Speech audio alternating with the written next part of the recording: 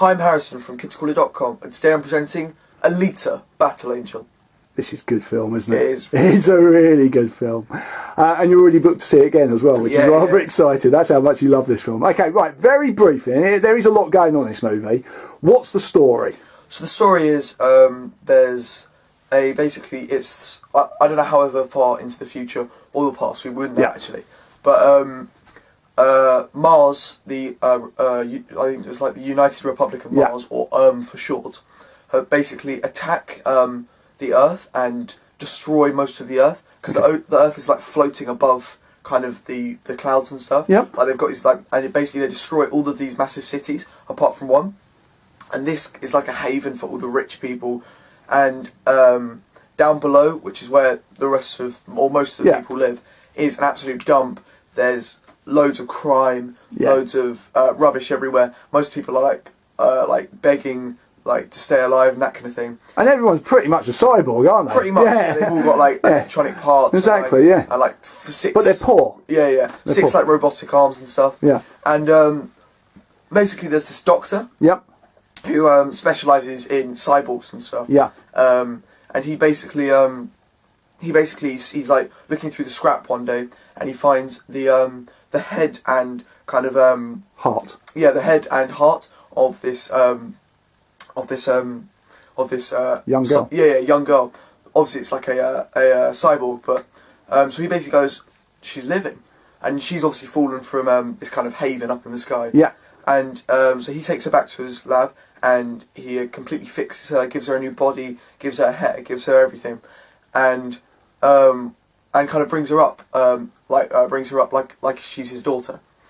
And he's like as I said, he specialises in cyborgs, and he's like the nicest guy around. He's like he's not particularly rich, but he does all of his repairs and stuff for free, and goes, "I'll pay me when you can." So he's a really, really nice guy. But one day, Alita, who's this girl who's been rescued by this doctor, is following.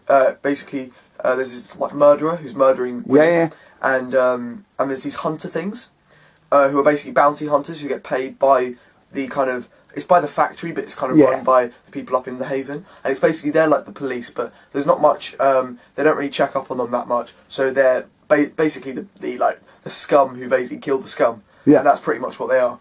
And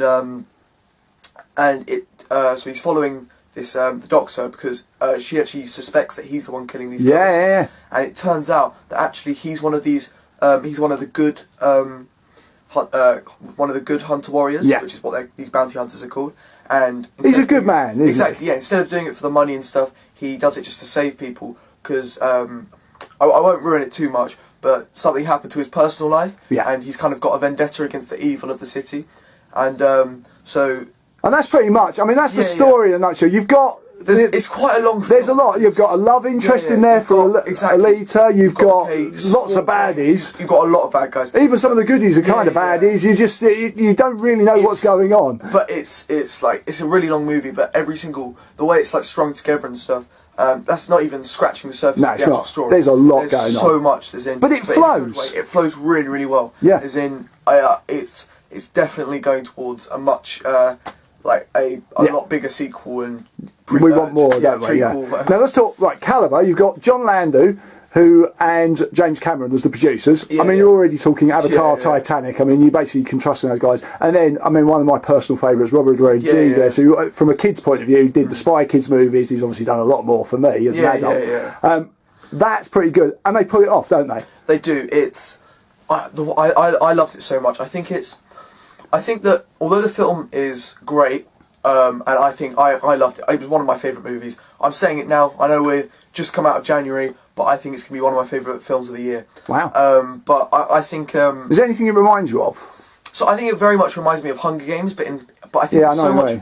Because there's kind of this extreme poverty and then extreme wealth, and you're kind of fighting to stay alive, and it's all being controlled by this kind of... Like as Panem, I think it's Harlem, and it's basically like they're two quite similar concepts, and I think that but I think it actually I know I might be overhyping this, but I loved it so much. I think it actually has a bigger future than Hunger Games. I know I'm saying this, but certainly with the backing of those three, those three make the movie. Like as it goes on, you learn more about the Mars, and you can have prequels, you can have set like hundreds. Did you know it was Guillermo del Toro who actually introduced anime and manga to James Cameron? This is where this all started. It's basically the very Matrix. It's very the love child of literally some of the best kind of directors, producers of the last 50 years. So I think you really can't go wrong. I think it's incredible. It's a masterpiece. And you saw it obviously IMAX 3D. Yeah.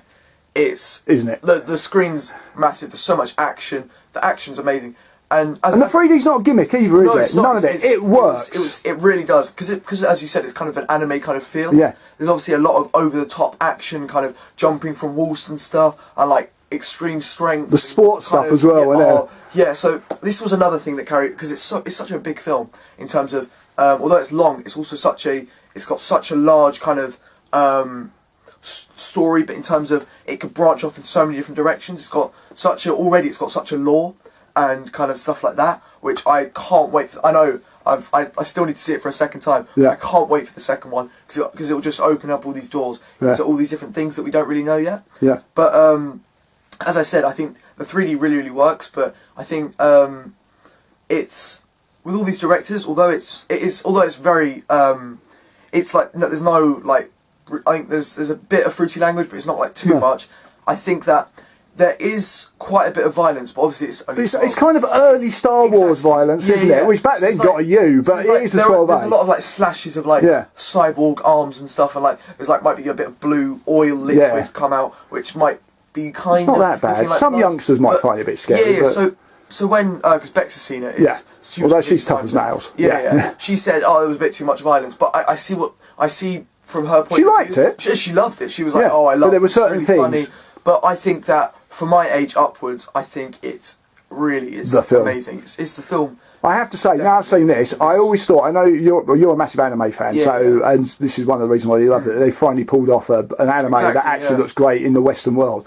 But I have to say, I always thought, never touch Akira. I know you've not seen it yet. One of my favourite animes of all time, probably the first anime I ever saw. I actually think these three need to make. With Rodriguez, actually, I know you've seen bits of it.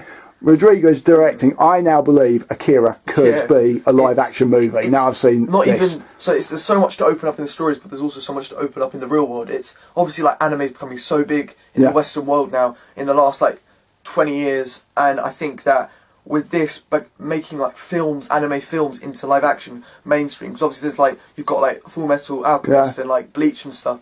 Big like in live-action films in Japan Netflix, and stuff. But I think if you're bringing it into the Western world, like it's I can't. And these three, they get it. They get it. Right. They get it. These three, yeah. So so you think kids around sort of cons your age, perfect, will love this. Upwards, obviously. Sci-fi fans, obviously, and Rodriguez and fans will love it. So mummies and daddies, Yes, Sarika, 100%. Absolutely. So, dare I ask the question, as it's your favourite film so far and you think it's going to be, how many stars out of 5 then, Harrison? Top end 5. Any last words? Well, I can't wait. I'm still a bit spellbound. I can't wait to see it again. You know, we want more. We want more. And Rodriguez, make Akira. Exactly. We want Akira live action now.